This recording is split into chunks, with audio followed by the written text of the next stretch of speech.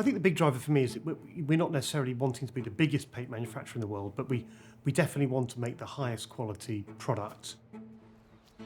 The business was started by my great-grandfather in 1884. By the time he was 18, he was already an experienced polisher, and then realised there was a business selling rags and finishes to polishers. The year after I joined in 1985, they got the royal warrant for supplying quality products to the royal households. Been using Mylands paints for, I would say, 40 years.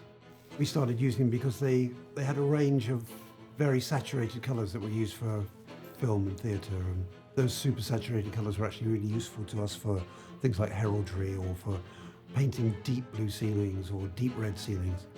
And there were colours that nobody else really had. Our oldest serving colour collection that we still use is the BBC colours, which we also refer to as the 68 colours, because that was the last time it was edited. And the BBC, ITV, lots of other independent TV companies still use it. And we ended up becoming the number one supplier of paints to the film industry. Our particular skill set for a long time was using a team of colour matchers who can all match a colour by eye. A lot of people can do colour matching, but to do it well and do it quickly is quite a skill. I've worked with lots of different paints throughout my career. It's the sort of secret ingredient of a successful exhibition or display, is making sure that the rooms that house the art are befitting of the topic. So the colour choices are really important to sort of evoke the mood that we want for every different project that we do. You know, the way it handles with a brush, the way it dries, when it's dry, it looks more like a traditional paint. So the feel needs to look like you're looking into it. You're looking into the finish rather than looking at it. So it's got a bit of depth.